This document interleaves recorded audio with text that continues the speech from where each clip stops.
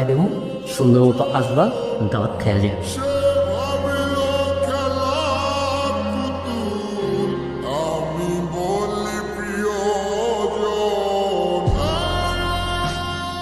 তুমি তো চাইলে বিয়েটা হতে পারতে, ভাঙো না কেন?